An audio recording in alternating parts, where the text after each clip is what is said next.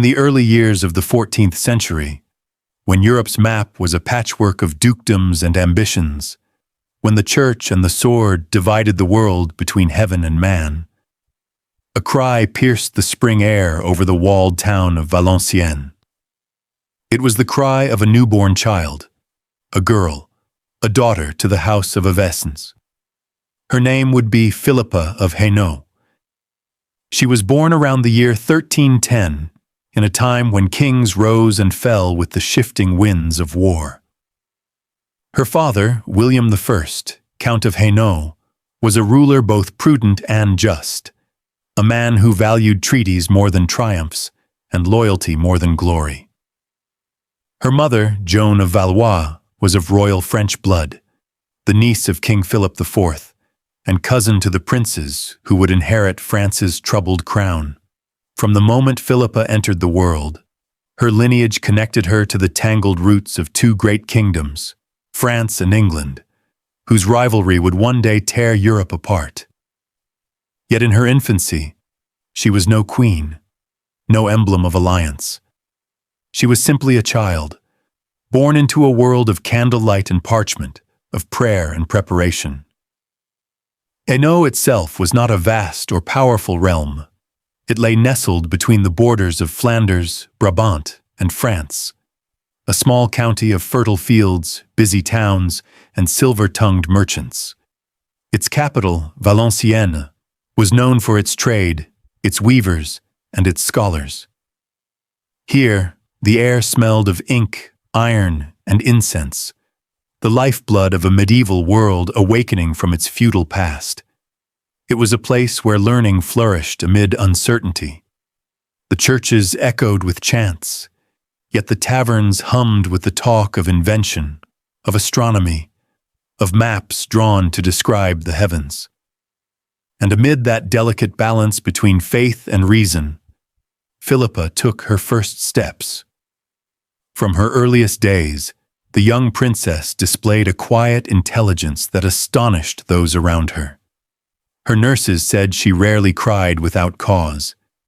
Her tutors soon learned she rarely spoke without thought. Unlike many noble daughters destined to serve dynastic marriages, Philippa was encouraged to learn, truly learn. Her father believed education was the greatest armor a ruler could wear, and her mother, of Valois, ensured that her daughter was schooled not only in piety, but in perception, the subtle art of seeing beyond words, of understanding the motives behind smiles. In the stone halls of her childhood, Philippa studied beneath the vaulted ceilings of a monastic school. There, beneath tapestries that told the stories of saints and heroes, she learned to read Latin psalms and French verse. She copied manuscripts by candlelight, her small hand tracing the elegant letters of kings long dead. She read of Alexander the Great, of Charlemagne, and of Arthur and his knights. But unlike others, she questioned what she read. She did not ask how empires were won, but why they fell. She did not marvel at conquest, but pondered the weight of crowns. Why, she once asked a tutor, do men fight for glory if glory cannot feed the poor? The priest, startled by such a question from one so young, answered only that it is the way of men. Philippa's response was quiet. Then perhaps one day, a woman must remind them of another way. Her curiosity was matched only by her compassion. The townspeople of Valenciennes soon knew her not as the distant daughter of a count, but as the kind-eyed girl who spoke gently to servants, who smiled at the market folk when her carriage passed. Even as a child, she treated everyone with the same soft courtesy, a trait that would one day define her reign. Philippa's world was one of contradictions. Outside the castle walls, knights trained in muddy fields and merchants haggled over bolts of cloth.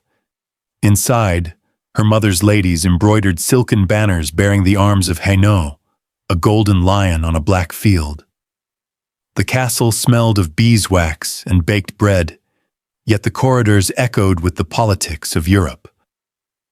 Envoys from France came and went, speaking in hushed tones of royal marriages and shifting loyalties. Philippa often listened from behind tapestries or stone archways, her bright eyes wide.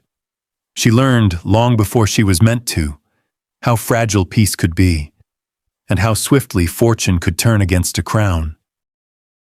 In 1314, when Philippa was still a child, tragedy struck the royal house of France.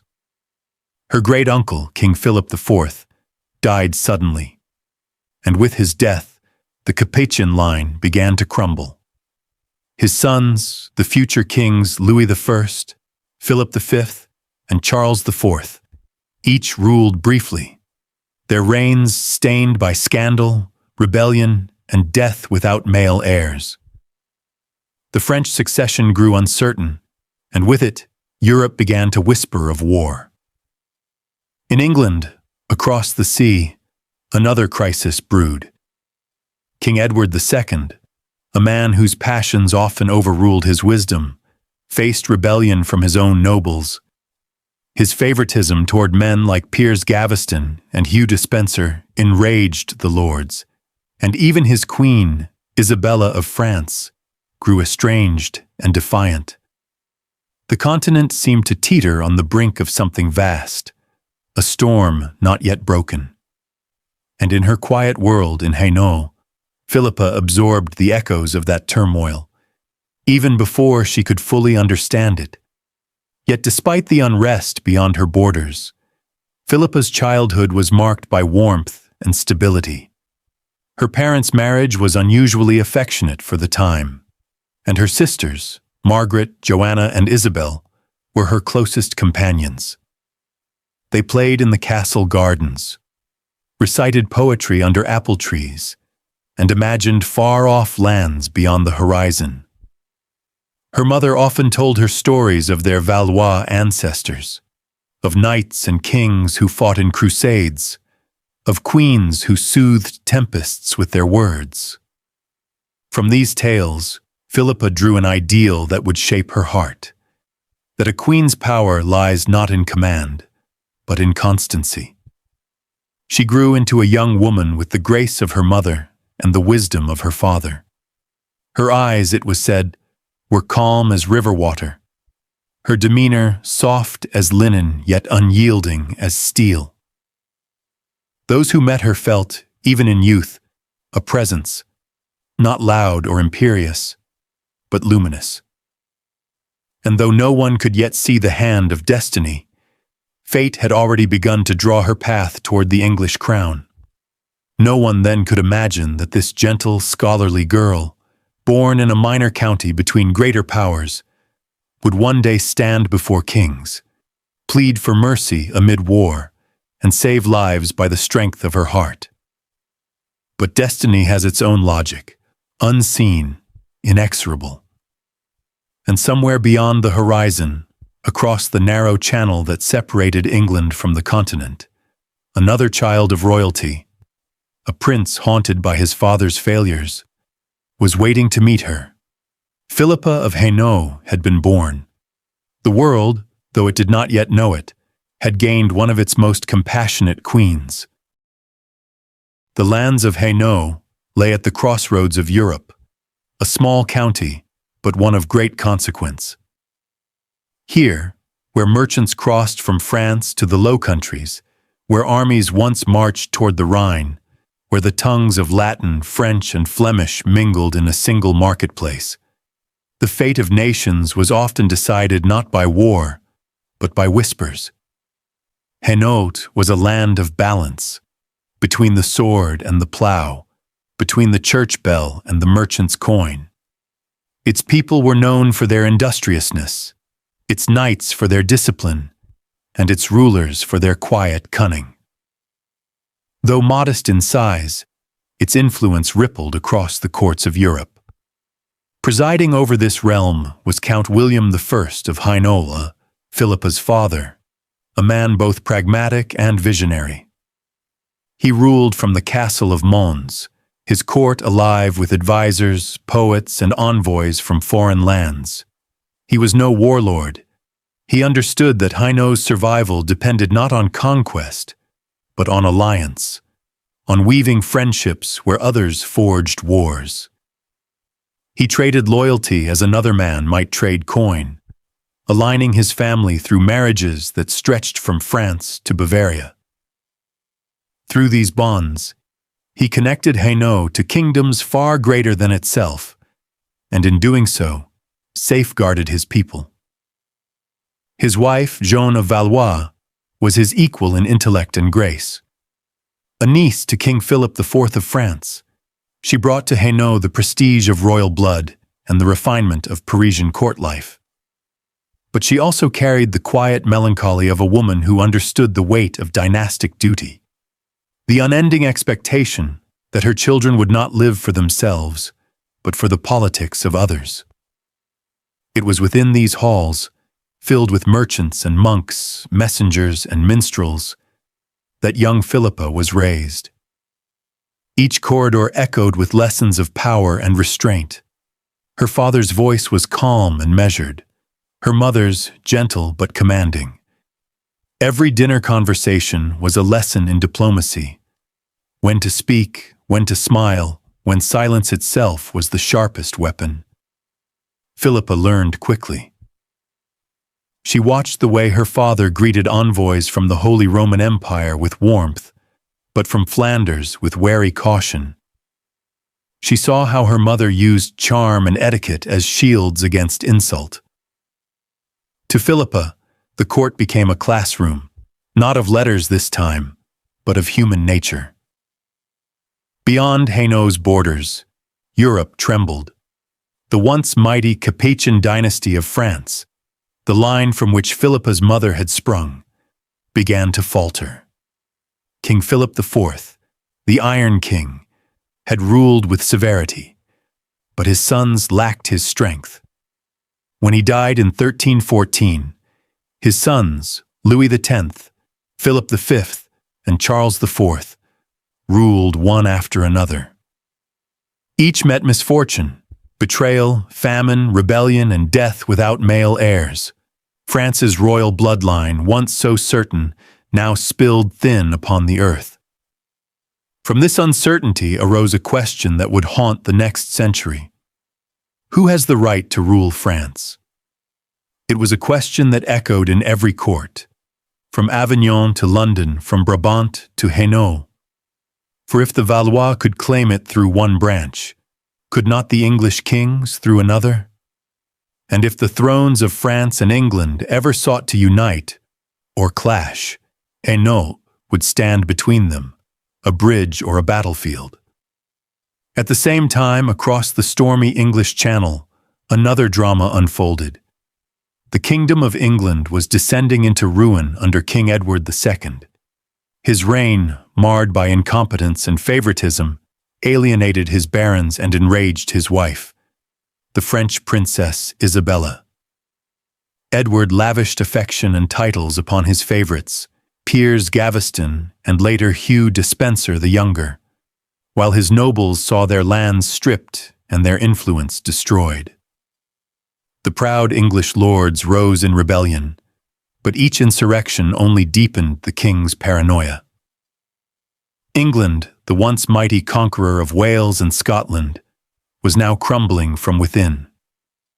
The queen herself, Isabella, was trapped in a loveless marriage, humiliated, disregarded, yet unbroken.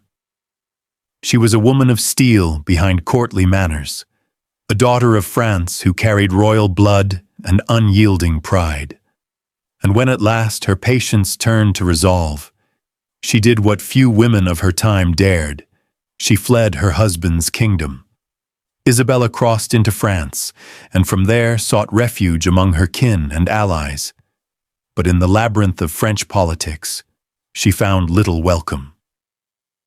The French court feared entanglement in English affairs. It was then that Isabella turned her gaze toward Hainault, a smaller, safer power, known for its neutrality and its capable ruler. Count William's court, with its wealth and its ships, was precisely what she needed. And so, in the chill of early winter, a weary queen and her young son arrived at the gates of Valenciennes. Her arrival caused a stir that reached even the smallest streets. The Queen of England, here, in exile. The rumor spread like wildfire. She had defied her husband, defied her king, and crossed the sea with her son, the young Prince Edward, heir to the throne of England. In the great hall of the castle, Count William and Countess Joan received their royal guests with courtesy and caution. The meeting was a spectacle of ceremony. Polished armor, gleaming tapestries, tables laden with bread, wine, and salt, the sacred offering of hospitality. Isabella, though weary from travel, carried herself with regal dignity. Her face was pale, her eyes shadowed by sleepless nights, yet her voice was firm. She came seeking alliance and justice. In her retinue stood the young Prince Edward. Barely 14, he already bore the solemn composure of one forced to grow too quickly. He had seen treachery and defeat, and the downfall of his father's authority. He was quiet, observant, the kind of boy who measured a man's worth before speaking. Philippa, now a young teenager, watched the scene unfold from a distance. The English queen, formidable and poised, fascinated her. And the prince, reserved, noble, with a trace of sorrow in his eyes, stirred something within her that she could not yet name. She had heard stories of England's grandeur, of London's towers and Westminster's bells, but also of its suffering. To her, Prince Edward seemed like a prince torn between those worlds, the son of a broken king, the heir to a shattered crown. In that moment, she did not know that this quiet prince would one day be her husband, her partner in rule, her companion through triumph and loss. But history was already at work, unseen but unstoppable. The alliance between Isabella and Count William would soon draw their fates together. For Count William, the English queen's visit was both an opportunity and a risk. He knew that harboring a runaway monarch invited the wrath of a king, but he also knew the power of her son's future crown. An alliance with England could elevate Hainault from a modest county to a kingdom maker. And in his daughter Philippa, he possessed a jewel worthy of any throne. The negotiations began quietly. Isabella offered gold, ships, and promises of trade. In return, she asked for men, soldiers to invade England and overthrow her husband. She promised that when her son was restored, he would remember Hainault as the kingdom that gave him back his crown. And to seal that alliance, she proposed a marriage. Prince Edward, heir to the throne of England, would take Philippa of Hainault as his wife. The Count and Countess exchanged glances. Their daughter was young, but she was wise, capable, and of noble bearing. The match was dangerous, but it was destiny. And thus, beneath the vaulted ceilings of Valenciennes, as winter storms howled beyond the walls, the first seeds of a royal union were planted. Philippa, unaware of the full weight of what had just been set in motion, returned to her chambers that night and looked out upon the snow-covered fields. In the distance, torchlights flickered like stars fallen to earth. She whispered a quiet prayer, not for power, not for riches, but for courage. The winds of history were shifting. In that small, frost-covered court of Hainault, destiny had taken its first breath. The daughter of a count and the son of a fallen king had met, and together they would soon change the course of England forever. The chronicles tell us almost nothing of that first meeting between Philippa of Hainault and Edward of Windsor, the young prince who would become Edward III of England. History, ever preoccupied with wars and treaties, seldom lingers on the delicate beginnings of human connection. But behind the dry lines of royal chronicles, there was something deeper, something that would shape the destiny of two nations. It was in the late winter of 1326. The air in Valenciennes was cold and damp. Frost lingered on the window panes, and the smell of wood smoke drifted through the castle corridors. The English queen, Isabella, still wore the exhaustion of her long flight from her husband's court. Yet her eyes had regained a spark, the look of a woman who had found purpose once more. Beside her, her son, the 15-year-old prince, was learning to hold himself as a man, though the shadow of exile still clung to him. That evening, the Count and Countess of Hainault arranged a modest reception in honor of their royal guests. It was no grand ball, not yet, but a gathering of dignity and quiet formality. Long tables were set with silver and pewter. Servants moved carefully between nobles, pouring red wine into chalices. The flicker of candles made the stone walls seem alive with warmth and movement. Among the courtiers stood Philippa, now in her early teens. Her gown was simple but finely cut, the color of deep blue velvet, a shade that caught the light like twilight on water. Her dark hair was braided and bound with a silver clasp, a gift from her mother. To the assembled lords and ladies, she was the Count's daughter, polite, observant, educated in both grace and reason. But to her parents, she was something rarer, a bridge between two worlds. Then, through the open doors of the great hall, he entered, Prince Edward of England. He moved with the composure of a youth schooled in courtesy, but there was gravity in his eyes, a sorrow that belied his years. He had crossed seas, witnessed betrayal, and watched his father's throne crumble. He was, even then, a figure both noble and haunted, the shadow of kingship upon his brow. Voiceover, the moment they met was quiet, almost imperceptible. No poet recorded it. No scribe thought it worthy of note. Yet in that silence, a spark passed between them. The meeting of two young souls shaped by duty, yet yearning for something human, something kind. Philippa curtsied low, her movements measured, respectful, yet unforced. Edward bowed in turn, his expression reserved. But when their eyes met, the room seemed to fall away. She did not see the son of a fallen king. She saw a boy who carried his family's ruin upon his shoulders and did not bend. And he did not see the daughter of a small continental count. He saw a calm strength that reminded him of everything his own court had lost. They spoke briefly in French, the common language of courts. Philippa asked of England, its people, its cities, its winters. Edward answered with quiet formality, but his voice softened when he spoke of the Thames, of the towers of Westminster, of the green fields of Windsor where he had once played as a child. He smiled faintly for the first time in many months. Isabella, watching from across the room, noted that smile. Her sharp mind saw what the moment might offer, not only comfort for her son, but the possibility of alliance. In the flicker of that smile, she saw the outline of her plan, the ships, the soldiers, and the promise of a future queen.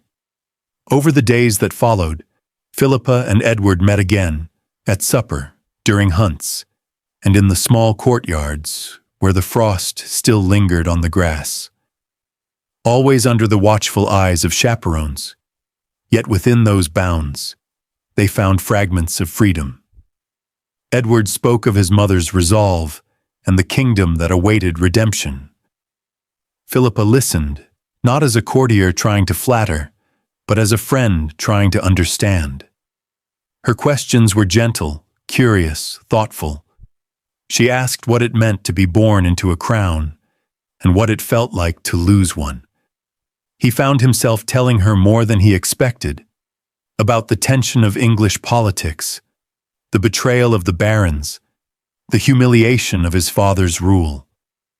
And she, wise beyond her years, spoke softly of her own home, of the people of Hainault, of the importance of loyalty, of her father's belief that power must serve peace. Each conversation was brief, each ended with courtesy, but each left behind something unspoken, a sense of shared understanding, a bond growing quietly beneath the surface of diplomacy. Behind these gentle encounters, greater forces stirred. Queen Isabella and Count William were deep in negotiation. They spoke not of love, but of fleets, of contracts, of silver and soldiers. England's throne hung in the balance, and its restoration would be bought with coin and alliance. Isabella promised her son's hand to Philippa in return for aid, ships to cross the Channel, troops to strike at her husband's corrupted court.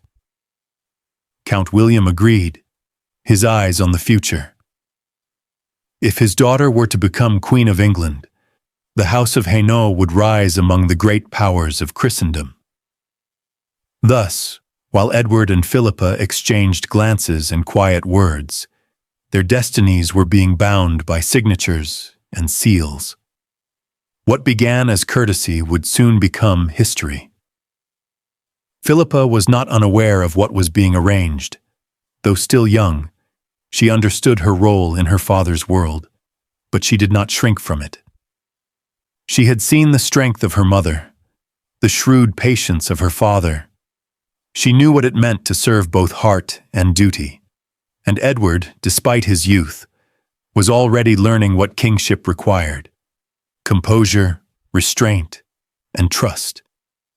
He found in Philippa something rare in the courts of men: sincerity. Where others sought his favor or flattered his birthright, she spoke to him as an equal, and in that equality, he discovered peace. One evening, as the sun set behind the towers of Mons, they stood together upon a balcony overlooking the snow-dusted fields. The sky burned crimson with twilight. Crows flew in the distance.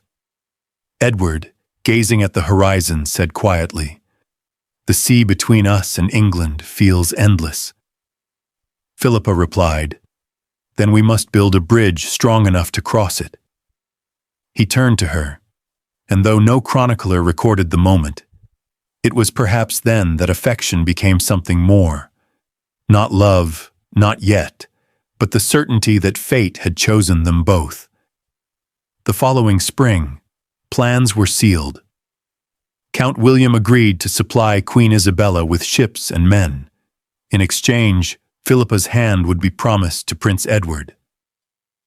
Before the year was out, the young prince would sail for England and return not as an exile, but as a conqueror beside his mother. And Philippa, left behind for now, would wait, her heart steady, her resolve unshaken. Though she could not yet know it, her quiet faith in Edward would define an era. It was not yet love that bound them, but trust. And trust, fragile, rare, and luminous, would outlast empires. For when kings would fall and nations would tremble, it would be Philippa's hand in Edward's that guided England through its greatest triumphs and deepest sorrows. So it began, not in conquest or ceremony, but in a quiet meeting between a prince without a crown and a girl who would become his queen. History would remember them for battles and victories, but beneath it all, it began with rain on stone, candlelight, and the simple grace of understanding. The winter of 1326 lay heavy over northern Europe. Across the fields of Hainault, the last leaves clung to frozen branches, and the roads were quiet beneath the gray sky. But behind the stillness, plans were forming. Plans that would unmake a king and remake a kingdom. In the halls of Valenciennes, the fires never went out. Messengers came and went by torchlight. Seals were broken, letters burned, and alliances whispered. At the heart of it all stood two women, Queen Isabella of England and Countess Joan of Hainault, each shrewd, patient, and aware that history was moving beneath their feet. Isabella's plan was bold and perilous. With her husband's throne lost to corruption and tyranny, she meant to take it back, not for herself, but for her son, the rightful heir. She needed ships, soldiers, and gold. Hainault could give her all three. Count William, Philippa's father, listened carefully as Isabella spoke of justice, restoration, and destiny. He was no idealist. He understood the cost of kings, but he also saw the advantage. If Hainault aided the English heir, and if his daughter became that heir's queen, his small county would gain the favor of one of the great powers of Europe. The gamble was immense, but so were the rewards.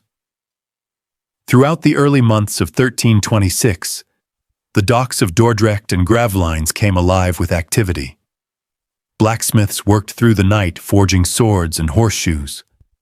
Carpenters reinforced the hulls of ships. Knights of Hainault, loyal to Count William, pledged their service to the cause of the English prince. Across the Channel, England burned with unrest. The people, weary of King Edward II's tyranny, whispered of rebellion. Barons once loyal to the crown now plotted his downfall. And in the castles and manors of the realm, one phrase passed from lip to lip: "The Queen is coming." On a cold September morning, beneath a sky streaked with gray, Isabella's fleet stood ready to sail. 30 ships, sleek and narrow, carrying soldiers, banners, and the hope of a broken nation. Prince Edward, now 15, stood upon the deck beside his mother. The wind tugged at his cloak, the salt air biting his face. He said nothing, but his eyes were fixed on the horizon, toward the land that had once been his home, now a kingdom in turmoil. Behind them, on the stone pier, Philippa watched. She stood beside her father, her hands clasped tightly in prayer. Though duty kept her in Hainault, her heart crossed the sea that day. She had come to know the young prince, not through grand declarations, but through shared silences and unspoken respect. Now she watched him depart into danger, her faith steady even as the masts disappeared into the mist. The crossing was treacherous. Storms lashed the fleet, scattering ships across the Channel. But fate favored Isabella's cause. Within days, she landed safely on the shores of Suffolk, England. When her banners rose, the lilies of France beside the lions of England, the people came to her side. Villagers opened their gates, towns sent provisions, and the barons who had once cowered under Edward II's rule now swore allegiance to his wife and son. From castle to castle, England fell without bloodshed. The Despensers, the king's hated favorites, were hunted down. Rebellion became restoration, and before the year was out, King Edward II was captured and imprisoned, betrayed by his own guard. The reign of Edward II had ended in shame. The throne passed to his son, the young Edward III, crowned at just 14 years old in Westminster Abbey. The coronation was a ceremony of splendor, gold banners, organ music, incense drifting through the high arches. But behind the glittering pageantry, everyone knew where the true power lay. It was not the boy who ruled, but his mother and her ally, Roger Mortimer, now England's most feared man. From her home in Hainault, Philippa waited. News came slowly, carried by sailors and envoys. She learned of Edward's coronation, of his victories, and of the strange rumors surrounding his father's death. Each story carried both pride and sorrow. Her engagement, once a symbol of alliance, was now bound to a kingdom divided by grief. She prayed nightly in the chapel of the Count's castle, not for wealth, not for glory, but for peace. She prayed that the boy she had once spoken to across candlelight would become a just king, not another tyrant. In England, the new reign began an uneasy peace. Isabella and Mortimer ruled in the king's name, reshaping the court in their own image. They rewarded their allies lavishly and punished those who questioned their rule. Edward, though young, saw what was happening.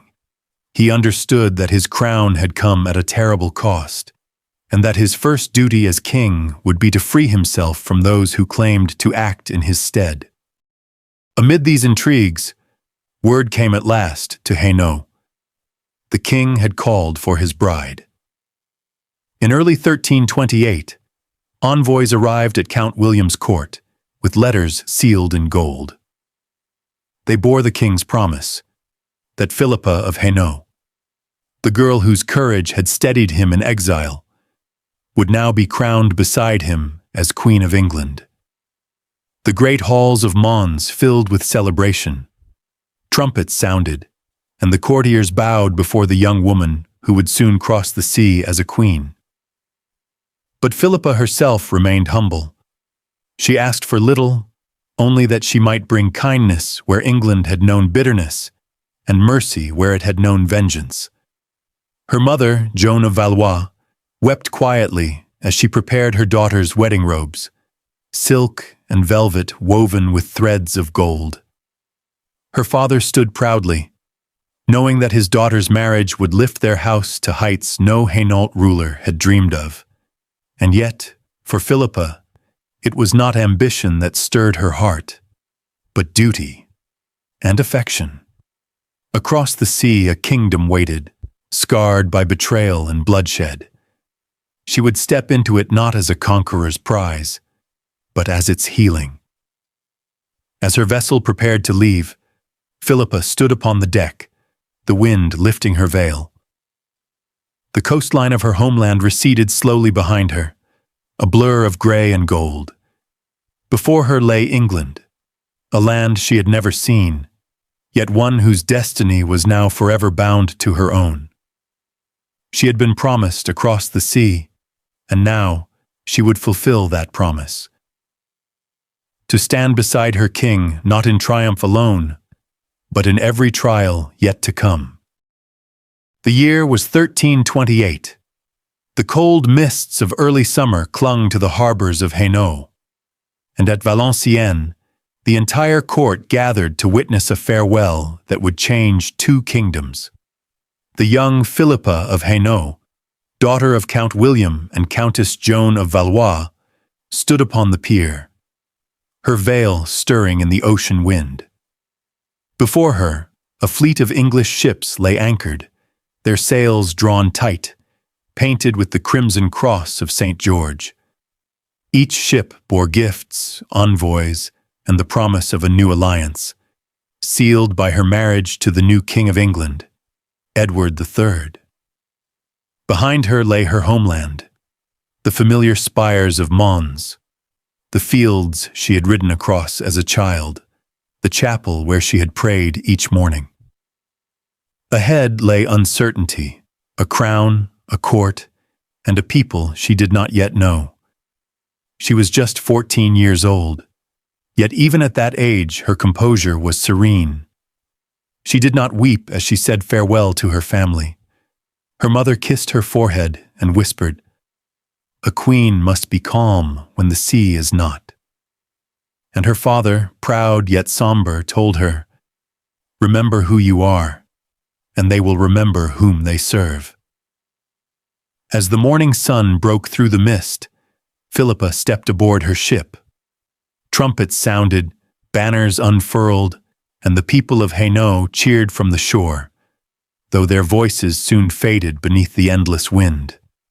The fleet set sail for England. The sea was restless that day, gray, heaving, and vast, as if testing the courage of the girl who would soon be queen. Waves crashed against the hull, ropes groaned, and the decks shuddered beneath her feet. But Philippa did not retreat to her cabin. She stood upon the deck, watching the horizon, her hands clasped before her, praying softly, lips barely moving. For 2 days and nights, storms pursued the fleet across the channel. Rain lashed the sails. Lightning split the sky. The sailors murmured that Neptune himself had risen to defy them. But Philippa remained steadfast. When a terrified handmaiden begged her to go below deck, she simply smiled and said, "If God wills me to be Queen of England, no wave shall stop his hand." And so the tempest broke and passed. By dawn, the sea had calmed. The waters shimmered beneath a pale blue sky, and gulls wheeled above them. The English coast appeared like a shadow through the mist. Cliffs of chalk rising out of the foam, shining white beneath the morning sun. It was Dover, the gateway to England, a land that had once been riven by tyranny and fear, now poised at the edge of renewal. As the ship dropped anchor, a hush fell over the passengers. Philippa looked upon the shore, the green hills stretching beyond the walls, the fluttering flags, and the small crowd waiting at the dock. The wind carried the sound of bells, distant but warm, welcoming. She had arrived. Her first steps on English soil were not those of a conqueror, nor of a stranger, but of a pilgrim walking into her destiny.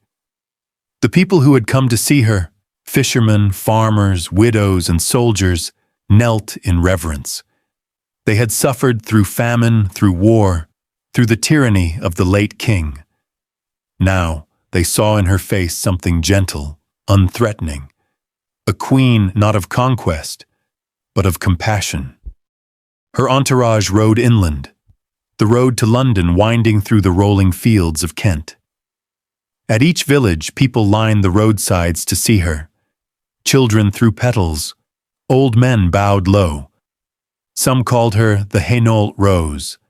Others whispered that she was a foreigner who would never understand England. Philippa heard the whispers, but she did not let them trouble her heart.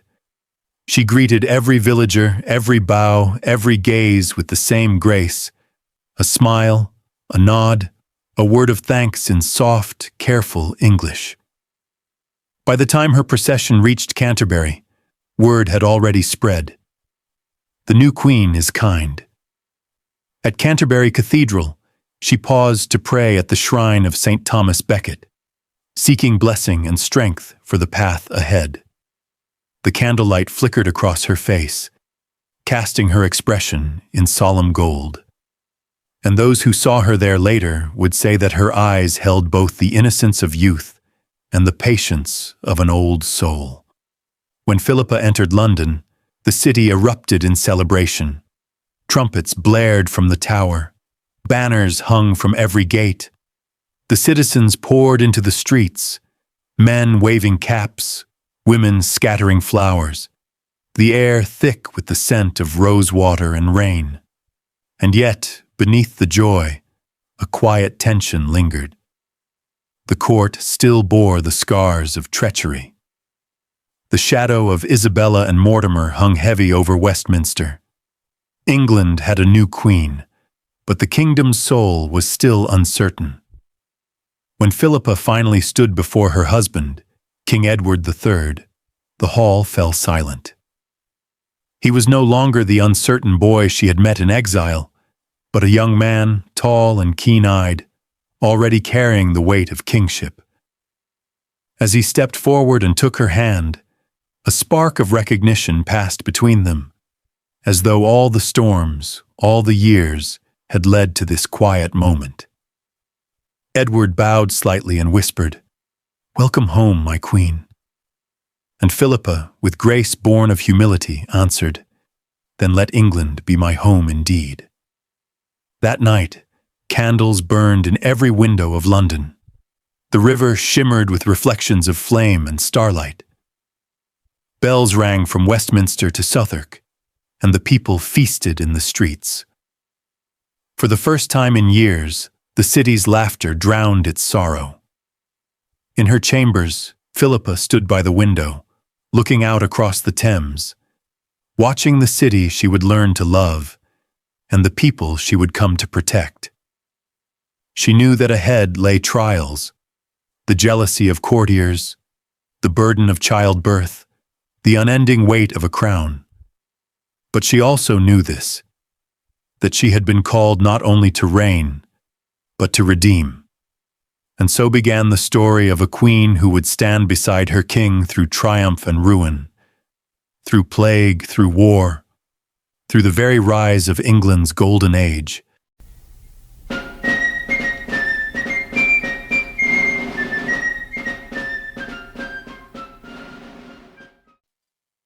The winter of 1327 marked the twilight of one reign and the uncertain dawn of another.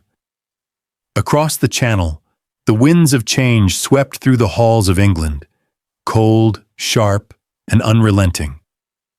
The once mighty Edward II, defeated by betrayal and discontent, had been forced to lay down his crown. The throne, heavy with the burden of failure and blood, now passed to his son, Edward of Windsor, a boy of just 14. He had inherited not only a kingdom fractured by civil strife, but a legacy poisoned by distrust.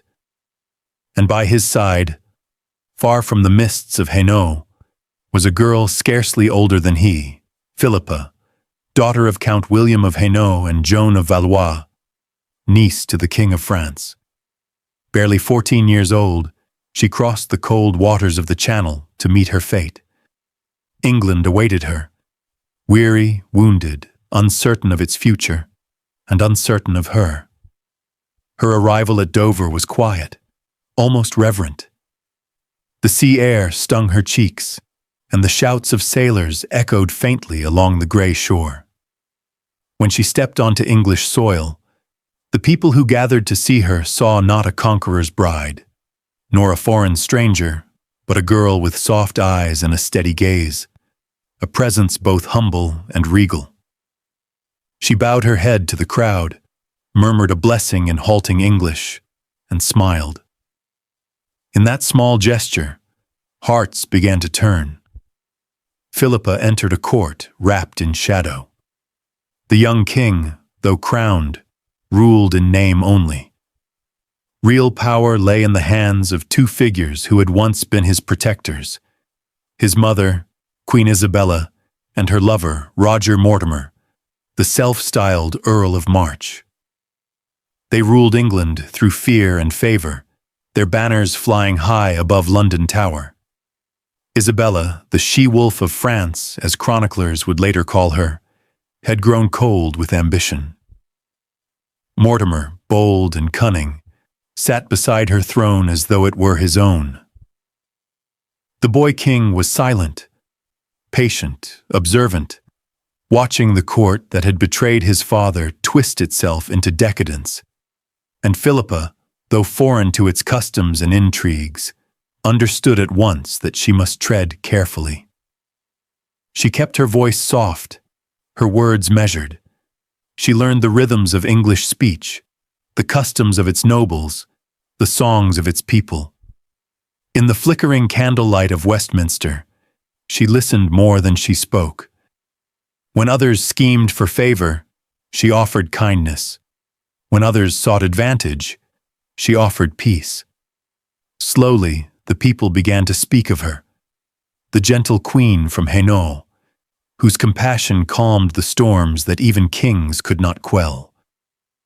But beyond the palace walls, England's unrest simmered. Taxes weighed heavily on the poor. The barons grumbled at Mortimer's arrogance, and whispers grew louder, that Edward III, though young, was no puppet. By 1330, those whispers became resolve. The young king was 17, tall, sharp-witted, with a warrior's bearing and a mind that saw through deceit. He had learned patience from watching his enemies, and courage from watching his queen. Philippa stood beside him as he prepared to act. She said little, but in her calm eyes he saw reflection, not fear. It was said that on the night before he struck, Edward walked with Philippa through the palace gardens. The moonlight fell over the frost-dusted grass as he turned to her and said, "For England to be free, I must be more than my mother's son." And she, ever steady, answered softly, "Then be so, but remember mercy." That autumn, the court gathered at Nottingham Castle. Beneath its ancient stones, Edward made his move. Under cover of darkness, loyal knights crept through a hidden passage and surrounded Mortimer's chambers. When the door burst open, Mortimer was seized, his power undone in a single breath. The next morning, Edward summoned Parliament.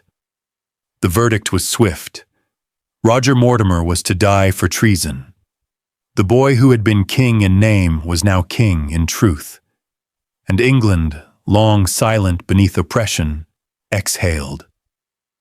Philippa's role in this silent revolution was not recorded in proclamations or decrees, but in the quiet strength that steadied her husband's hand.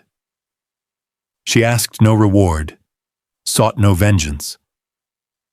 When Isabella, Edward's mother, was placed under gentle confinement, it was Philippa who ensured her comfort, ordering fine clothes, good food, and the company of priests. Her mercy became the balm that softened England's hard awakening. And then, in the spring of 1330, the bells of Westminster rang once more, not for treachery, but for renewal. On a bright February morning, Philippa of Hainault was crowned Queen of England, in a ceremony of such splendor that even the weary Londoners found their spirits lifted. The abbey was transformed, its high arches draped in crimson and gold, its walls fragrant with incense and rosewater. The great nobles of England assembled, their armor gleaming like silver rivers beneath the candlelight. Choristers sang as Philippa walked the long nave, her gown of cloth of gold shimmering with every step. She carried no jewels save for a simple sapphire cross upon her breast, and when she reached the altar, she knelt. The archbishop anointed her brow with holy oil, and the crown of England, heavy and brilliant, was placed upon her head. Yet her eyes did not lift in triumph, they lowered in humility. In that moment, the people saw not the distant majesty of monarchy, but the grace of a woman who carried her crown as one might carry a burden, carefully, reverently, without pride. As she rose to face her new realm, Edward stood beside her, his expression proud, yet softened by affection. Together they seemed not the heirs of ruin, but the promise of a golden age. And so it began. The reign of Edward III and Philippa of Hainault, a partnership that would last for nearly 4 decades, one of war and wonder, triumph and heartbreak. But in those first years, the years of youth and promise, England glimpsed something it had long forgotten. A king who ruled with strength, and a queen who ruled with heart.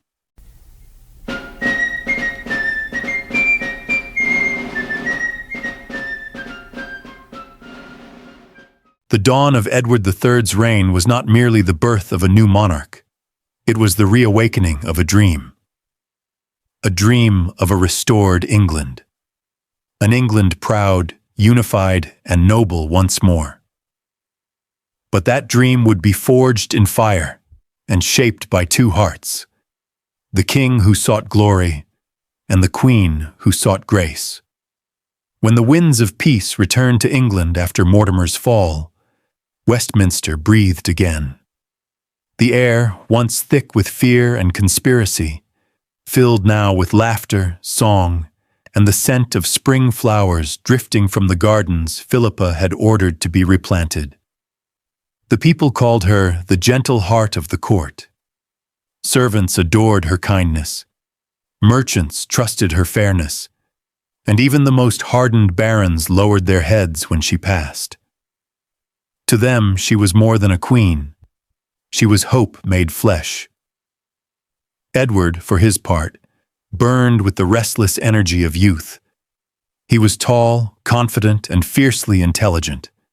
A soldier-scholar who believed that the sword and the pen could both shape a realm. He had inherited from his mother a sharp political mind, and from his father, perhaps, the need to prove himself worthy of England's crown. But from Philippa, he had learned balance. It was her calmness that cooled his ambition when it threatened to blaze too hot. Her compassion tempered his iron will, and her quiet faith anchored his heart in a world that demanded greatness at the cost of peace. In 1330, the bells of Windsor rang out with a joy unlike any in recent memory. Philippa, barely 16, had given birth to a son, Edward of Woodstock, the child who would one day be known as the Black Prince. The kingdom rejoiced. Chroniclers wrote that the king himself wept when he first held the child, blessing him with trembling hands. Philippa smiled through her exhaustion and whispered a prayer, not for conquest, but for wisdom. Over the next 2 decades, Philippa would bear 13 children, princes and princesses whose lives would weave the tapestry of Europe's future. Through marriage, alliance, and fate, they would connect England to nearly every royal house on the continent. But her motherhood was never cloistered in luxury. She moved among her people, often visiting the sick, the wounded, and the poor. In an age when famine and plague haunted the common man, she was seen kneeling beside beggars, feeding orphans from her own kitchens, and ordering grain distributed from royal stores during the harshest winters. As England's heart grew softer, its borders grew sharper. Edward's gaze turned north, toward Scotland. For centuries, English kings had sought to subdue the northern frontier, and now, with renewed strength, Edward marched once more. At Halidon Hill, English archers unleashed storms of arrows upon the Scots, their deadly precision turning battle into legend. The victory brought momentary peace, but it was only the beginning. In Philippa's letters, the war is seen not through triumph, but through tenderness. She wrote of her fears for her husband's safety, her prayers for the soldiers' souls, her hopes that peace might follow glory. Even in the heart of conflict, she reminded Edward of mercy, urging him to temper justice with compassion. Then came France, a kingdom divided by pride, inheritance, and ancient rivalries. In 1337, Edward III laid claim to the French throne through his mother's bloodline, an act that would ignite one of the longest and most brutal wars in European history. The 100 Years' War. England stirred with anticipation.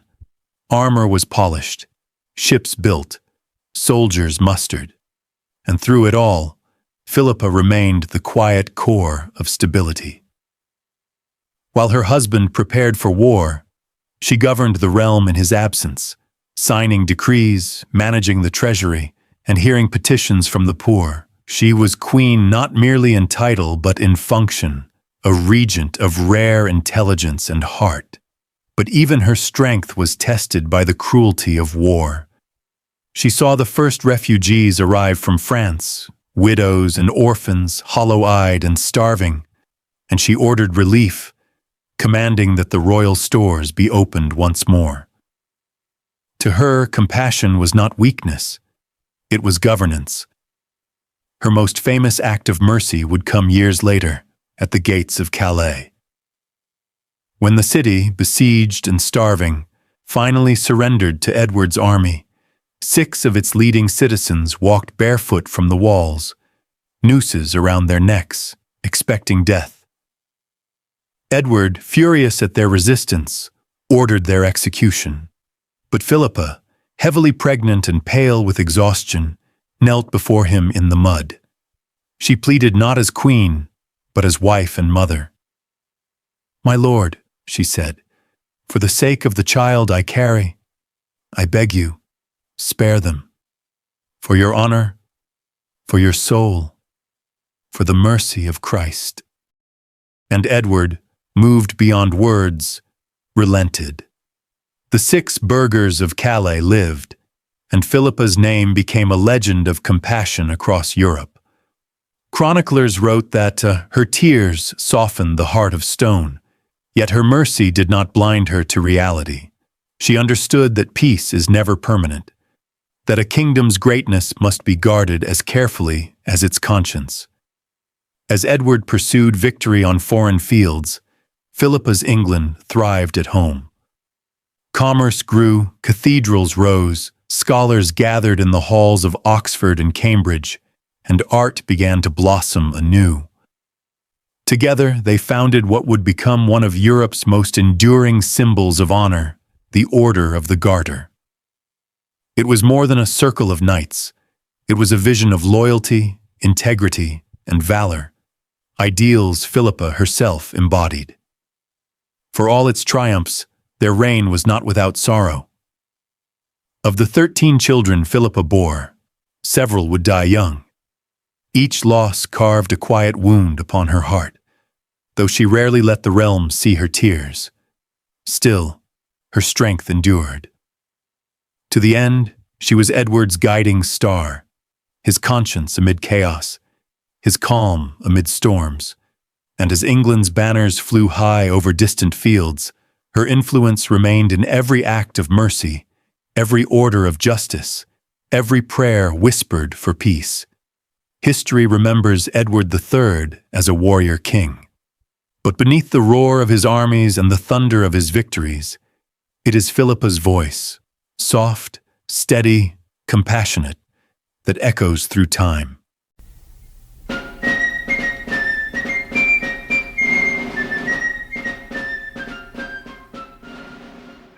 The year was 1346. Across the Channel, the fields of France burned beneath the banners of 2 kings, the lilies of Valois and the lions of England. The 100 Years' War had begun in earnest. What had started as a claim of inheritance had become a storm of ambition, pride, and vengeance. And at its heart stood Edward III, a king now seasoned by years of rule, driven by the unshakable belief that his destiny lay not only in England, but across the sea. Edward's armies swept through Normandy like wildfire.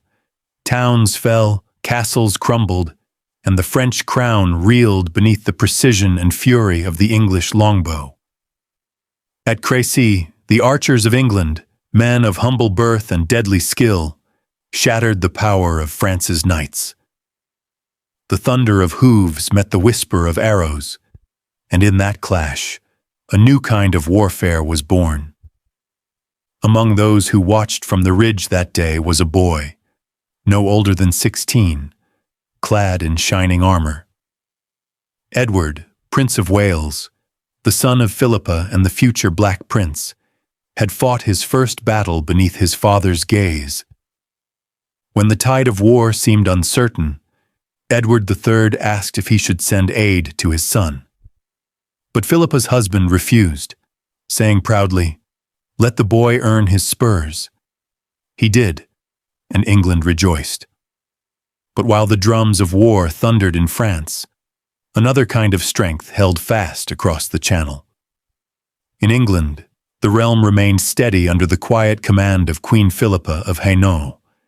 She ruled in Edward's absence not as a figurehead, but as a guardian, issuing decrees, managing the treasury, hearing the pleas of her people.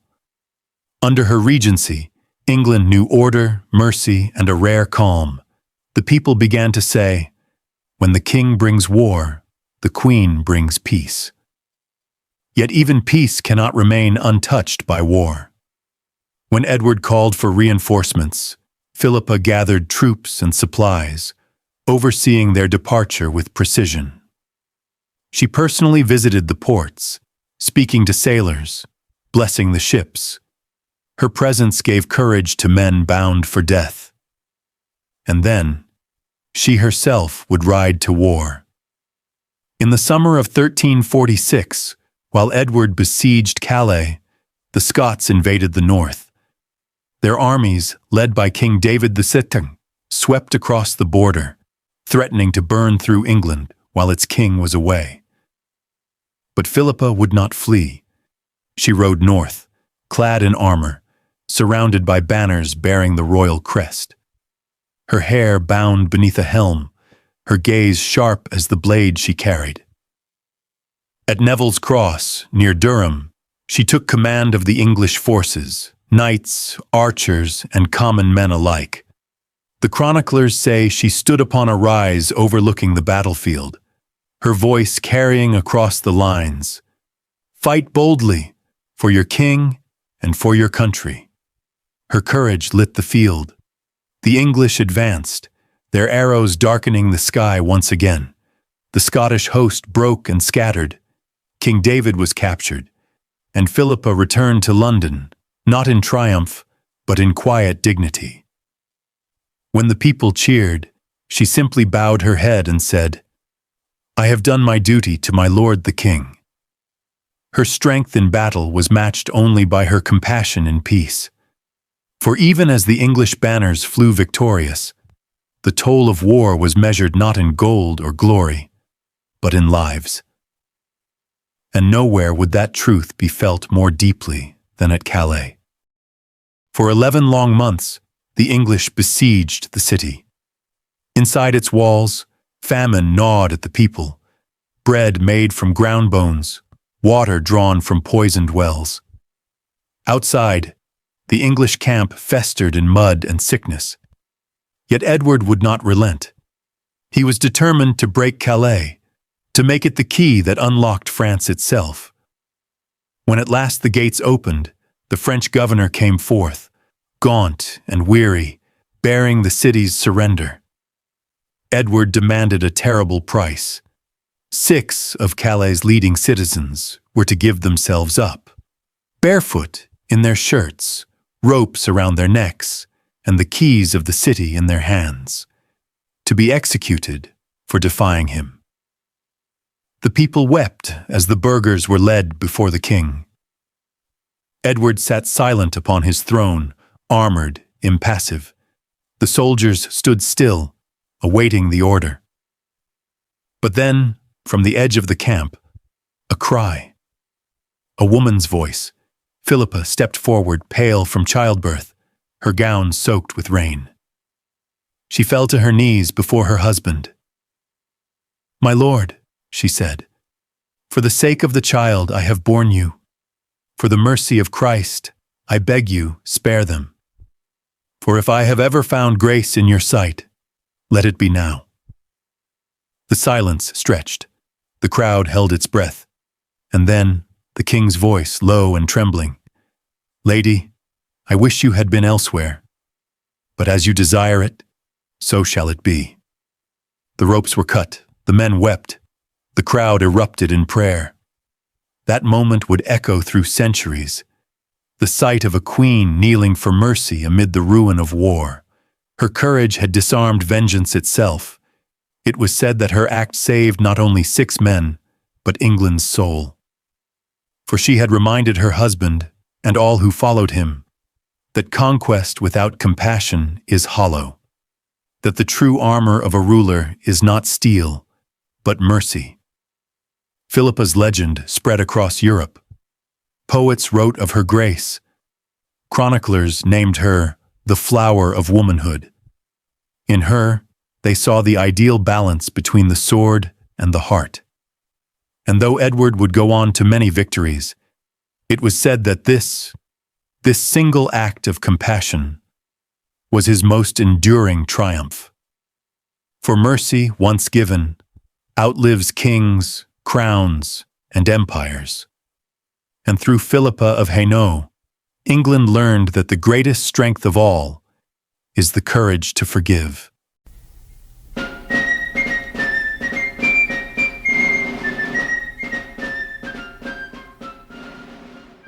The mid-14th century, an age of war and glory, was about to face a reckoning no army could stop. For all their victories on the battlefield, all their banners and crowns, England and her people were powerless before the shadow that now crept across Europe, a shadow born not of men, but of death itself. They called it the pestilence. Later, it would earn a darker name, the Black Death. It began far from England's shores, in the ports of the East, where merchant ships carried both wealth and ruin. Rats came aboard unseen, fleas clinging to their fur, silent messengers of despair. By the time the first English ships returned from Calais and Gascony in 1348, the plague had already crossed the sea, and soon it would take more lives than any war, famine, or rebellion before it. In the narrow streets of London, it began with whispers, a merchant dead overnight, a priest collapsing mid-prayer. Then came the stench, the endless tolling of bells, the sight of carts rolling through the streets, piled with the bodies of the dead. The great city that once rang with laughter and trade now echoed with the sound of weeping. Tens of thousands perished in a matter of weeks. Whole parishes were emptied. Children wandered alone through the ruins of their homes. Panic spread faster than the disease itself. Some fled to the countryside, believing distance could save them. Others turned to prayer, whipping themselves in penance beneath the cold skies of God's silence. Yet for most, there was no escape. And while fear hollowed the hearts of nobles and peasants alike, one figure remained steadfast in the face of the invisible enemy, Queen Philippa of Hainault. While many lords sealed their estates and fled, she stayed in the heart of the storm. Her court at Windsor and Westminster became sanctuaries, not for luxury, but for mercy.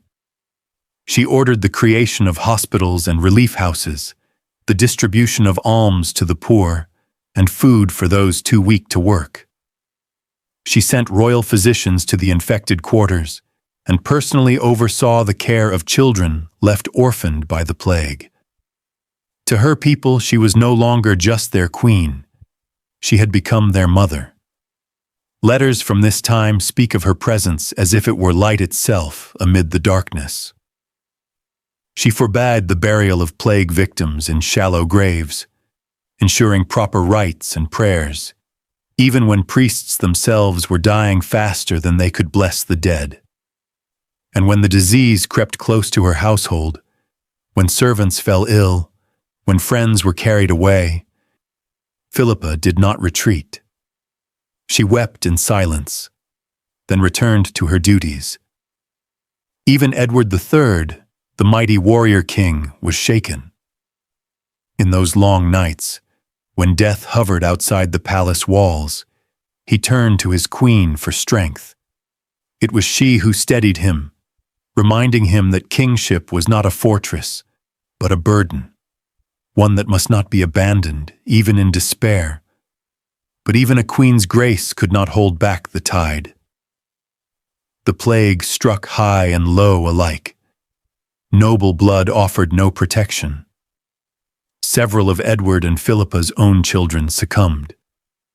The royal nursery, once filled with laughter, became a place of mourning. It was said that Philippa's cries could be heard through the corridors of Windsor, not as a queen, but as a mother who had lost her child. Outside the palace, the kingdom withered. Crops went unharvested. Fields lay empty. Livestock roamed free. Churches overflowed with corpses, and for every grave dug, there were 10 more waiting. Some chroniclers claimed that half of England's people were gone. Whether true or not, the loss changed everything. The land, once teeming with life and labor, fell eerily silent. Villages vanished. Manors stood abandoned. The very rhythm of life, of sowing and reaping, of working and worship, was broken. In this silence, Philippa's deeds became legend, not for battles won, but for compassion shown. She ordered that no family, no matter how poor, be denied burial rites. She established funds to feed the hungry, to rebuild the farms, and to care for widows and orphans. Even as the crown's wealth dwindled, she opened the royal treasuries to the people, saying that no gold was worth more than a single life saved. And so, when the plague finally began to fade, when the bells rang less often and the carts ceased to roll, England emerged changed. Its wounds would take generations to heal, but its spirit endured. And at the heart of that endurance stood a queen who had never abandoned her people. For while the Black Death took millions across Europe, it could not extinguish what Philippa embodied: mercy, courage, and faith in the face of the unthinkable. In her, the English people saw not despair, but the promise of renewal. To this day, the chronicles remember her not for her crown or her victories, but for her heart. For even as kingdoms crumbled, she remained unshaken, the still point in a world that had fallen apart. Philippa of Hainault, the queen who stood beside her husband in war, who ruled in his absence with wisdom, and who comforted her people in death. She had lived through glory and ruin alike. And though her reign neared its twilight, her legacy of mercy, of strength, of compassion would endure far beyond the plague, the crown, and the passing of kings.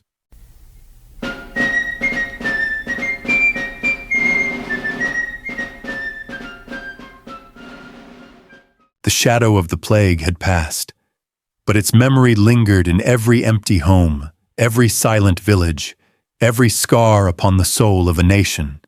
And yet, from the ashes of death, life began again. England, weary, wounded, but unbroken, stirred beneath a gentler sun. The fields grew green once more. Markets reopened. Children's laughter returned to the lanes of London and York. And at the heart of this fragile rebirth stood the woman who had never abandoned her people. Philippa of Hainault, Queen of England. Her courage through plague and war had transformed her from a foreign bride into the mother of a kingdom. In her presence, England saw not only a queen, but a spirit of renewal. Where Edward's strength had won glory, Philippa's mercy had healed the wounds of it. Together, they became the twin pillars of a golden age, the sword and the heart of England. It was an age of knights and scholars, of poets and builders, an age shaped by her quiet influence. Philippa's court at Windsor and Westminster became a sanctuary of culture and learning. She welcomed thinkers, astronomers, painters, and theologians, offering patronage and peace in an age still haunted by fear. It was under her protection that new schools flourished, and none greater than Queen's College at Oxford, founded in her honor by her chaplain, Robert de Eglesfield. There the seeds of knowledge were planted, seeds that would grow for centuries, carrying her name long after the last stone of her castles had crumbled. Through learning, she sought to rebuild what plague had torn apart, not only homes, but minds, and the spirit of a people. Even as the court returned to splendor, Philippa's grace remained simple. She favored modesty over magnificence, charity over ceremony. While Edward reveled in the tournaments and triumphs of his reign, Philippa's joy was in peace, in the laughter of her children, in the rebuilding of her beloved England. Their marriage, once arranged for alliance, had become a true partnership of souls. In Edward, she had found loyalty. In Philippa, he had found conscience. For 40 years, they stood side by side, through rebellion, through plague, through war, an enduring bond that outlasted ambition. They were no longer just rulers. They were companions in a shared destiny. Chroniclers spoke of their court as a realm of chivalry and joy.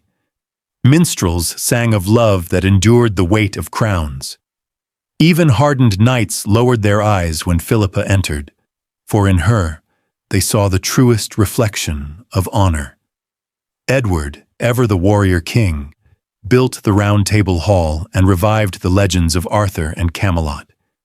He sought to embody the chivalric ideal, a realm united under valor, faith, and justice. But beneath the pageantry, it was Philippa's gentleness that gave this age its soul. When the jousts were over and the trumpets faded, she would tend to the wounded knights herself, her hands unstained by pride. She was the stillness that followed the storm, the peace that softened the iron of Edward's rule.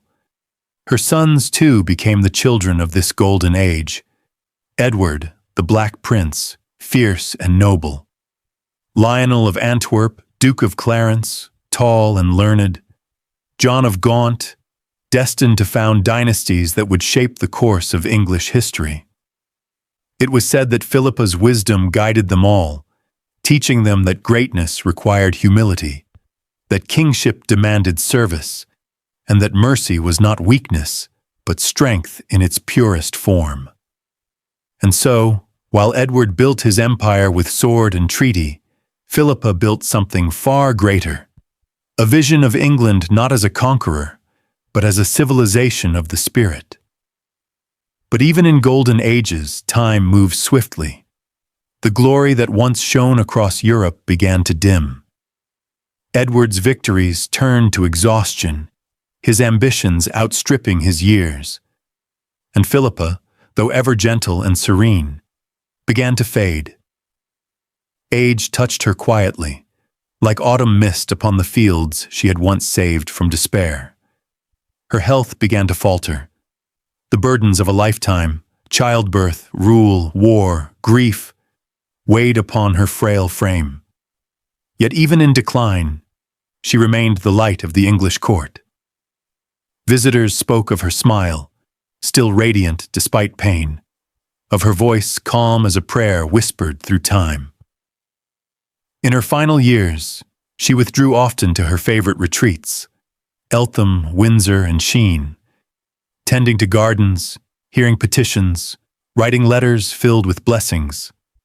She asked for little: peace, prayer, and the well-being of her people. And when word came of yet another victory in France, she only smiled faintly and said, "Let England be thankful, but let her also be kind." By the time the sun set on her golden age, Philippa had become more than a queen. She had become legend, the embodiment of mercy, wisdom, and womanly strength in a world ruled by iron. Chroniclers called her the Flower of England. Poets named her the gentle light of the realm.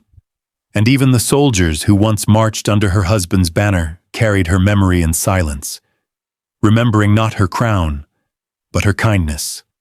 Philippa of Hainault's golden age was not one of gold or conquest, but of compassion and love, the invisible legacy that outlives every monument and crown. For when the banners fade and the kings are dust, it is mercy that endures. And through Philippa, England learned how to be merciful.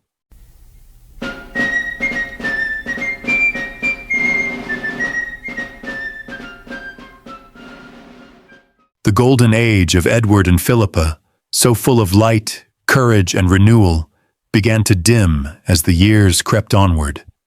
By the 1360s, England itself seemed to grow older with its queen. The laughter that had once filled the royal halls of Windsor grew softer, replaced by whispers, prayers, and the slow toll of the evening bell. Queen Philippa of Hainault, once radiant with youth and purpose, was now a woman worn by the passage of time, by the countless burdens she had carried upon her shoulders. She had seen her husband's triumphs and his follies, her children's births and deaths, her kingdom's rise from plague and despair to peace and prosperity. Yet the cost of such a life was written across her face. Her health began to wane. Chronic pain gripped her limbs. Her once bright eyes, the same eyes that had pleaded mercy for Calais, began to lose their spark. Her attendants noted how she tired easily, how her steps slowed when she walked the gardens she had loved so dearly. The queen who had once stood before armies now needed help to rise from her chair. Edward III, the great warrior king of England, felt the weight of age as well. His hair had turned silver, and though he still carried the majesty of a monarch, the vigor of youth had long since faded. Yet when he looked upon Philippa, he did not see a frail woman. He saw the girl he had met so many years ago, the bride from a distant land who had become his compass and his crown. He visited her often at Windsor, where she spent her final months. The great castle that had once echoed with the sounds of feasts and tournaments was now hushed, its corridors dimly lit by candles, its windows veiled against the autumn chill. Servants walked softly through the halls, for the Queen's condition worsened, and all of England seemed to hold its breath. Edward would sit beside her bed for hours, saying little. Words were no longer needed. Between them lay the silence of two souls who had shared everything: youth, love, triumph, grief, and the endless duty of kingship. Sometimes he would hold her hand and speak of their children, of the brave Prince Edward, now called the Black Prince, who had become England's champion in France. But even that pride was dimmed by sorrow. The prince too was ill, suffering from the same slow decay that plagued his mother. Philippa's thoughts often wandered. She would ask about her sons and daughters, about the people she had helped, about the churches she had built. She wanted to know that the hospitals she had founded still served the poor, that her colleges continued their lessons, that her kingdom still thrived. Even as her body failed her, her mind remained on mercy, on compassion, the same virtues that had defined her reign. The chronicles tell us that Philippa bore her illness with grace and patience. She never complained. Those who attended her said her chamber seemed touched with an aura of peace. The queen who had once saved the lives of others now faced her own end with quiet acceptance. In the late summer of 1369, the bells of Windsor rang softly as the Queen's condition worsened. The court gathered in mourning. Priests sang vigils, and courtiers lit candles that burned day and night outside her chamber. Inside, Edward sat by her side, holding her frail hand in his own. Her voice was faint now, her breathing shallow, but her eyes, her kind, steadfast eyes, still met his. She whispered to him words that have never been fully recorded, though chroniclers say they were words of forgiveness, gratitude, and enduring love. And then, as the sunlight faded beyond the castle walls, Philippa of Hainault, Queen of England, consort of Edward III, mother of princes and princesses, savior of countless lives, passed away. It was the 15th of August, in the year of our Lord, 1369. When word spread through the corridors of Windsor, the silence that followed was absolute. Servants wept openly. Nobles bowed their heads. Even the sound of the wind through the trees seemed like a dirge. Edward, stricken with grief, fell to his knees beside her bed. Those who were present said the mighty king wept as he had never wept before, not for the loss of a queen, but for the loss of the woman who had been his heart for nearly half a century. He ordered black mourning cloth to cover every banner and hall across the realm. The entire kingdom entered a state of mourning, from the poorest cottage to the highest cathedral. Bells tolled from London to York. In Westminster, monks sang for her soul. Her funeral procession was one of solemn grandeur. The streets were lined with thousands, peasants, merchants, soldiers, and nobles, all paying tribute to the queen who had ruled with kindness. Her coffin, draped in the royal arms, was carried to Westminster Abbey. There, beneath the vaulted arches, she was laid to rest. Her tomb still stands today, her figure carved in alabaster, serene and eternal, her hands folded in prayer. Beside her lies an empty space, the space Edward had ordered to be reserved for himself, so that one day he might lie beside her once more. After Philippa's passing, the court of Edward III lost its warmth. The great feasts dwindled. The king's laughter faded. His strength, already waning, seemed to collapse entirely under the weight of loneliness. He withdrew more often to his private chambers, surrounded by memories that no crown could replace.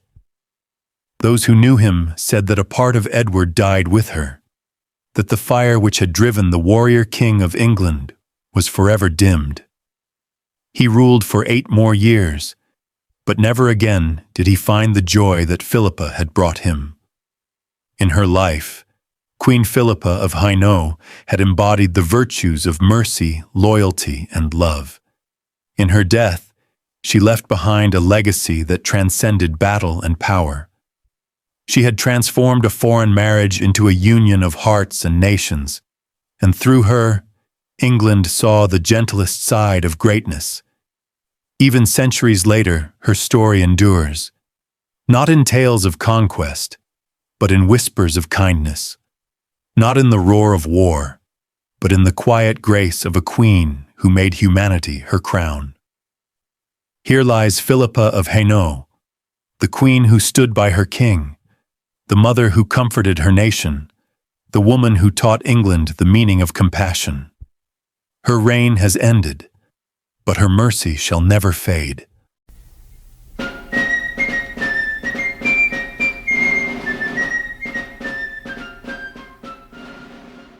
When Queen Philippa of Hainault passed from this world in the year 1369, it seemed for a moment as though England itself had fallen silent. The golden age she had nurtured with her grace and wisdom dimmed, but its radiance did not vanish. It spread, like the last rays of the sun lingering long after sunset. Her legacy was not bound to her time. It transcended the century that bore her name. Her touch, gentle yet resolute, rippled through generations, shaping the spirit of queenship, of mercy, and of leadership itself. For more than 4 decades, Philippa had stood beside Edward III, not merely as consort, but as co-ruler in spirit. She had shown England that compassion could wield power, that love could steady a crown more firmly than conquest. She was not remembered for wars she fought, but for lives she saved, not for the glory she claimed, but for the humanity she preserved. After her passing, chroniclers wrote of her not in the language of politics, but of reverence. Jean Froissart, her poet and chronicler, described her as the most gentle queen, most liberal, and most courteous that ever was queen in her days. To a medieval world accustomed to power won by blood, Philippa's kindness was revolutionary. She became, in the centuries that followed, a mirror for queens to measure themselves by. Her name whispered through royal courts as a model of what a sovereign woman could be: loyal without submission, merciful without weakness, learned without pride. In the years after her death, Edward III would live on, but never truly recover. He had lost not just a queen, but the balance to his soul. Without her counsel, the vigor of his reign faltered. The discipline of his rule declined. Even his courtiers remarked that the light of England was dimmed. Philippa had been that light, the heart that steadied the hand of a king. Philippa's children carried her legacy far beyond the English court. Her eldest son, Edward, the Black Prince, brave and beloved, embodied her courage and honor. Her second son, Lionel of Antwerp, became the ancestor of the House of York. Her third, John of Gaunt, Duke of Lancaster, would found the Lancastrian line, from which would descend Henry IV, Henry V, and Henry VI, the kings who shaped the Wars of the Roses and the destiny of England. Her daughters, too, became queens and duchesses, weaving her bloodline into the tapestry of Europe. Through them, Philippa's descendants sat upon the thrones of Scotland, Portugal, Spain, and beyond. Centuries later, her lineage would stretch into the royal houses of France, Austria, and even Russia. Every crowned head of Europe, in some way, bore her gentle mark. Through her line came the Tudors, and from them the Stuarts. Through them, the Hanoverians, and finally the Windsors, the very dynasty that reigns today. The compassion, dignity, and sense of duty that still define the British monarchy trace their roots, in part, to Philippa's example. In the centuries that followed, other queens would rise, some fierce, some wise, some tragic, but all, in some measure, owed a debt to Philippa's model. Elizabeth of York, who united warring dynasties, carried Philippa's sense of peace. Catherine of Aragon, who served England with quiet piety, reflected her patience. Elizabeth I, the Virgin Queen, shared her intellect and steadfastness, and Victoria, ruling an empire that spanned the globe, embodied Philippa's blend of duty and maternal care. Philippa's influence was not found in crowns or armies, but in the idea of what a queen should be, a guardian of her people's soul, a voice of mercy amid the noise of power, a symbol of endurance when empires fall and kings fade. Even today, when historians speak of medieval queenship, Philippa's name is uttered with quiet awe. She transformed the role of queen from ornament to equal, from a silent companion to a guiding light. She showed that a woman could be both gentle and strong, nurturing and unyielding, beloved and commanding. Within Westminster Abbey, where she lies beside her husband, her alabaster effigy endures. Time has worn the carvings, and the candle smoke of centuries has darkened the stone, yet her features remain serene, her hands folded in eternal prayer. Visitors who walk through the Abbey's echoing aisles often pause before her tomb. Few may know her story in detail, but they sense her presence, a calm that seems to emanate from the stone itself. In that sacred silence, one can almost hear the faint echo of her voice, pleading once more for mercy at Calais, or whispering comfort to the dying during the plague. And perhaps that is her truest legacy, that in a time of cruelty, she chose compassion, that in a century of conquest, she championed kindness. Empires have risen and fallen since her passing. The banners of England have changed. The languages of power have evolved. But the memory of Philippa's mercy has never dimmed. For even the greatest kings are remembered for their victories, but the greatest queens are remembered for their humanity. More than 6 centuries have passed since Philippa's reign, yet her legacy still breathes through the halls of history, in the compassion of leaders who govern with empathy, in the endurance of women who lead with courage, and in the quiet strength of those who hold fast to love when the world turns dark. She was, in every sense, the soul of an age, a light that refused to fade, even as time marched on. She was a queen who needed no crown to be great, a woman whose gentleness outshone all splendor, and whose mercy still warms the heart of England.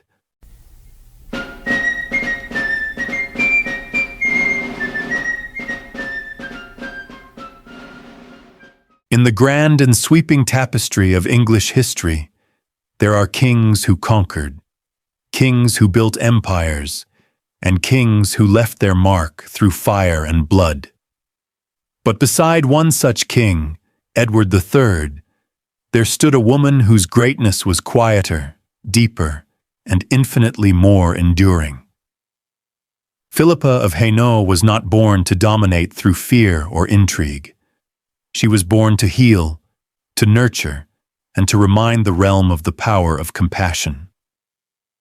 When Edward's banners flew high over foreign fields, she steadied his heart with mercy. When famine, plague, and despair descended upon England, she became the nation's gentle guardian, its living soul of endurance. When others saw war as glory, she saw it as suffering. When victory tempted cruelty, she raised her voice for mercy, as she did before the gates of Calais, where her pleas spared lives and gave England a legend of grace. That act, born from the purest depths of her spirit, echoed through centuries, a reminder that the might of kings means nothing without the kindness of queens. Through 5 decades, she was more than a royal consort. She was England's compass. She stood by Edward in triumph and in ruin, through the birth of princes and the burial of children, through feasts of plenty and the silence of plague. While her husband's ambition shaped the destiny of a kingdom, it was Philippa's steady faith that shaped its heart. She was the mother of 13 children, the wellspring of dynasties that would carry her blood through the wars of the Roses and beyond. The Plantagenets, the Lancasters, the Yorks, and even the Tudors, all trace their lineage to the gentle queen who once prayed for mercy at Calais. When the time came for her final rest, the realm mourned not a queen, but a mother, of her king, of her people, and of England itself. Her tomb at Westminster Abbey still lies beside Edward's, 2 souls bound beyond time. Even in death, she remains by his side, her marble effigy serene, her hands clasped in eternal peace. Centuries have passed, empires have risen and fallen, yet Philippa's name endures, not because of conquest, not because of political power, but because in an age ruled by sword and crown, she chose to rule by heart. She became the quiet force that held an empire together, the queen who taught a warrior king the meaning of humanity. Her legacy lives not in chronicles of war, but in every act of mercy that outshines cruelty, every voice that chooses compassion over conquest. For 50 years, she was the steady flame beside Edward's storm, the queen who stood by her king, the queen who stood by her people, and the queen who, through love and courage, helped forge the very soul of England. Philippa of Hainault, the queen who stood by Edward III, not just the Queen of England, but the eternal queen of the human heart. Subscribe for more untold history.